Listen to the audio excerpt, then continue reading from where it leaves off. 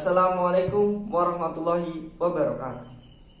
Innal hamdalillah nahmaduhu wa nasta'inu wa nastaghfiruh wa na'udzu billahi min shururi anfusina wa min sayyiati a'malina mahdihillahu fala mudhillalah wa may yudhlil fala hadiyalah.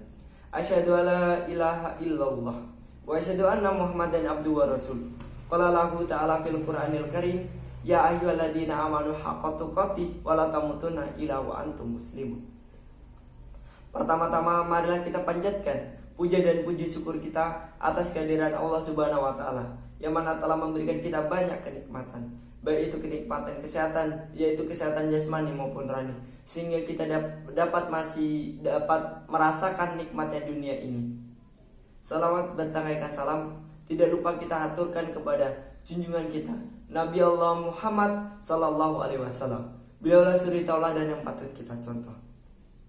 Baiklah, kembali lagi dengan saya Ertobi Syarif Amir, yaitu mahasiswa UIN Raden Intan Lampung, jurusan Hukum Tata Negara semester 4, yang membahas tentang seputar pembahasan tentang mata kuliah yang ada di Hukum Tata Negara terkhusus di kampus UIN Raden Intan Lampung. Pada kesempatan video kali ini, video ini bertujuan untuk pemenuhan tugas dari Bapak Muhammad Haidir SPSHMH, yaitu selaku dosen pengampu mata kuliah Sosiologi Politik. Beliau memberikan tugas kepada saya, yaitu tugas tentang untuk mengulas atau menjelaskan kembali materi-materi yang beliau berikan, yaitu tentang sosiologi politik. Baiklah, tanpa berlama-lama, kita langsung masuk saja ke dalam pembahasan. Yang pertama ada pengertian sosiologi politik. Apa sih sosiologi politik tersebut dan bagaimana makna sosiologi tersebut?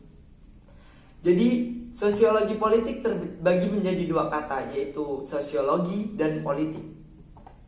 Kita ambil pengertian dari sosiologi dulu. Apa sih sosiologi itu? Sosiologi adalah ilmu yang mempelajari setiap kehidupan masyarakat, yaitu baik dari individu ke individu atau dari individu ke sosial. Dan sedangkan politik adalah suatu usaha yang dilakukan oleh warga negara untuk mencapai suatu tujuannya atau tujuan bersama. Jadi perlu diketahui politik adalah suatu usaha yang dilakukan oleh warga negara untuk mencapai tujuannya atau tujuan bersama. Jadi politik itu pasti, orang yang berpolitik pasti mempunyai tujuan. Tidak mungkin orang yang berpolitik tidak mempunyai tujuan. Contohnya, dalam contoh baiknya saja, berpolitik untuk kemaslahatan bersama. Dalam contoh terburuknya dalam berpolitik adalah untuk memperebutkan kekuasaan seperti itu. Jadi dapat disimpulkan sosiologi politik adalah ilmu yang membahas tentang masyarakat dan negara. Ilmu yang mempelajari hubungan negara dan masyarakat, dalam artian di sini interaksi antara masyarakat dan negara itu tersebut. Dan yang selanjutnya adalah dapat dimaknai juga ilmu tentang kekuasaan di tengah-tengah masyarakat, yaitu maksudnya adalah otoritas pemerintah itu bisa dipelajari. Otoritas pemerintah di tengah masyarakat itu bisa dipelajari juga dengan ilmu sosiologi politik. Dan dapat dimaknai juga sosiologi politik itu sebagai jembatan atau menjembatani antara sosial dan politik, seperti itu. Dan jika kita membahas tentang sosiologi politik, pasti erat kaitannya itu dengan manusia, pemerintahan dan kebijakan. Jadi tidak terlepas dari ketiga unsur tersebut, seperti itu. Dan yang selanjutnya, menurut para ahli, ada banyak ahli yang mengartikan sosiologi politik. Salah satunya adalah menurut Leon. Leon berpendapat konsep yang lain lebih modern, memandangnya sebagai ilmu tentang kekuasaan pemerintahan otoritas komando. Maksud otoritas komando adalah wewenang atau kekuasaan yang terorganisir atau terpimpin atau terarah seperti itu, atau yang memiliki suatu komando atau suatu arahan. Apa komando apa dari komando itu? Yaitu yang dimaksud dari landing komando adalah suatu yang mengarahkan. Kalau di negara kita yang mengarahkan suatu pemerintahan otoritas tertentu adalah peraturan atau perundang-undangan seperti itu. Yang selanjutnya, pada pertemuan selanjutnya Bapak Muhammad Haidir, ini seperti apa yang dijelaskan oleh Bapak Haidir. Yang selanjutnya adalah Bapak Haidir memberikan tugas, yaitu tugas artikel. Di situ kami disuruh mencari artikel dan ada sebuah rujukan temanya. Pada saat itu saya memilih tentang peran partai politik bagi masyarakat. Mengapa saya memilih itu? Karena menurut saya itu menarik untuk dibahas, karena saya sendiri tertarik dalam dunia perpolitikan dan saya sendiri juga sudah terjun di dunia politik, alhamdulillah, yaitu di partai politik. Saya menjadi salah satu partai, yaitu di partai PKB, salah satu partai yang ada di Indonesia. Mengapa saya memilih, lanjut lagi ke pembahasan. Jadi menurut partai politik adalah ini saya memberi sinopsis atau ringkasan saja. Partai politik itu adalah fondasi atau penyangga dari demokrasi itu sendiri.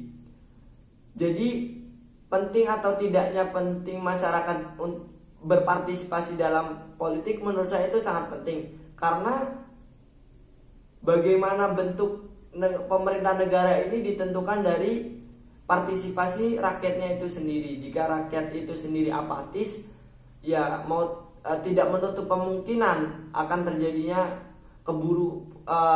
kebobrokan dalam pemerintahan ini sendiri.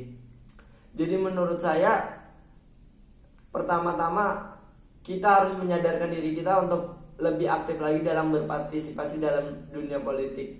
Bagaimana partisipasi dunia politik itu bisa kita lewat menyuarakan aspirasi menyuarakan hak suara kita di pemilu, itu bisa. Yang selanjutnya adalah memberi kritik dan saran kepada pemerintah, bisa mengisi survei yang diberikan oleh pemerintah, bisa. Dan bisa juga kita terjun dalam dunia politik seperti itu.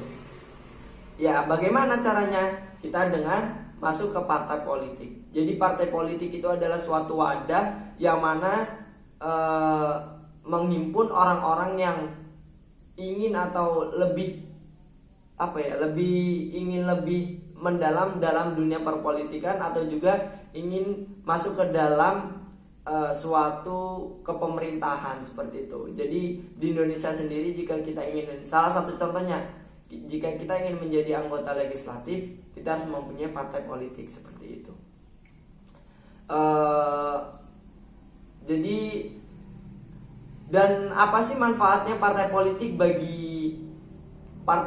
bagi masyarakat?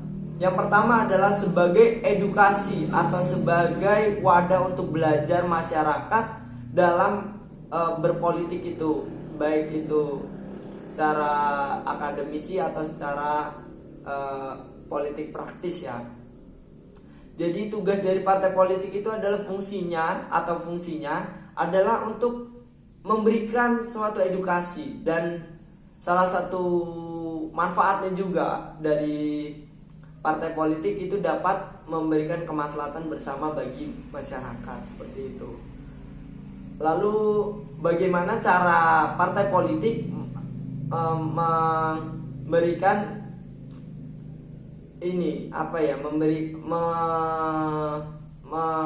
menggunakan ilmu sosiologi politik di dunia masyarakat, yaitu dengan melalui pendekatan-pendekatan yang ada di ilmu sosiologi politik, itu dapat digunakan di dalam pendekatan ke masyarakat itu sendiri seperti itu. Jadi saling berkesinambungan.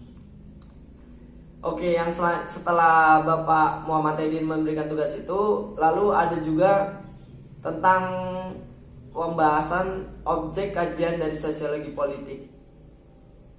Jadi apa sih objek kajian dari sosiologi politik itu sendiri? Apa sih objek kajian dari sosiologi politik itu sendiri? Yang saya tangkap dari penjelasan Bapak Haidir, ada beberapa poin, yaitu saya berikan sinopsis atau ringkasan saja. Yang pertama, menurut saya dari penjelasan Bapak itu ada 3 objeknya, yaitu adalah manusia atau masyarakat itu sendiri, yang selanjutnya adalah pemerintahan atau negara, dan yang selanjutnya adalah kebijakan dari pemerintahan itu tersebut. Jadi dari objek itu adalah suatu hal yang berkesinambungan. Masyarakat adalah suatu dari objek di suatu negara itu sendiri, objek dari kajian sosiologi politik. Jadi jika membahas tentang objek kajian sosiologi politik, sebenarnya ada banyak, cuman poin yang saya tangkap itu saja yang sudah mencakup hal-hal tersebut, yaitu adalah manusia atau masyarakat itu sendiri, dan pemerintahan atau negara, dan kebijakan-kebijakannya. Jadi dari semuanya ini, contohnya dari masyarakat. Masyarakat adalah butuh yang namanya sosiologi politik, karena untuk meninjau atau mengamati dari mengawasi dari pemerintahan itu perlu yang namanya ilmu tentang dunia politik. Kita juga agak repot kalau misalnya kita tidak mempunyai basic ilmu politik, tiba-tiba kita ingin mengawasi pemerintah itu sendiri. Jika ingin mengawasi, kita harus lebih paham dulu apa itu politik dan sebagainya. Jadi menurut saya perlu manusia itu mempelajari tentang sosiologi politik. Jadi objek dari kajiannya adalah interaksi antara masyarakat atau manusia dengan negara, warga negara dengan negara atau pemerintahan. Jadi dan pemerintahan juga ini perlu juga mempelajari objek kajian sosiologi politik, karena untuk membaca masyarakat itu bagaimana. Karena pembahasan sosiologi politik ini adalah tentang interaksi antara masyarakat dengan negara, seperti itu. Jadi dalam kebijakan-kebijakannya juga, pemerintah juga perlu ada pertimbangan atau melihat dulu bagaimana keadaan atau kultur dari masyarakatnya itu sendiri, dengan cara melalui melakukan pendekatan terhadap masyarakat, yang salah satunya adalah pendekatan sosiologi politik. Jadi sosiologi politik itu ada beberapa pendekatan seperti itu. Dan yang selanjutnya Bapak Muhammad Haidir juga memberikan tugas, yaitu tugas mencari artikel juga, mencari artikel. Pada saat itu saya mencari artikel dengan artikel tentang permasalahan perpolitikan, yang contoh permasalahan politik yang ada di Indonesia. Pada saat itu saya memilih judul, yaitu Wadas, tentang desa Wadas. Pada saat itu saya mengambil judulnya Kejadian Wadas mengakibatkan menurunnya integritas Ganjar Pranowo, seperti itu. Mengapa saya memilih tema tersebut? Karena menurut saya itu relevan dengan tentang sosiologi politik, karena Bapak Muhammad Haidir memberikan tugas yaitu harus yang berkaitan dengan sosiologi politik.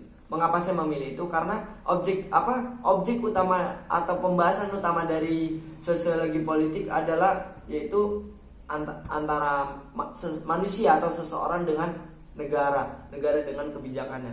Jadi di situ menurut saya dengan tema itu sangat kompleks menjawab pertanyaan-pertanyaan tersebut, dan bagaimana solusinya masyarakat, yaitu dengan melakukan pendekatan-pendekatan seperti itu. Mungkin hanya ini saja yang dapat saya sampaikan, dan saya mohon maaf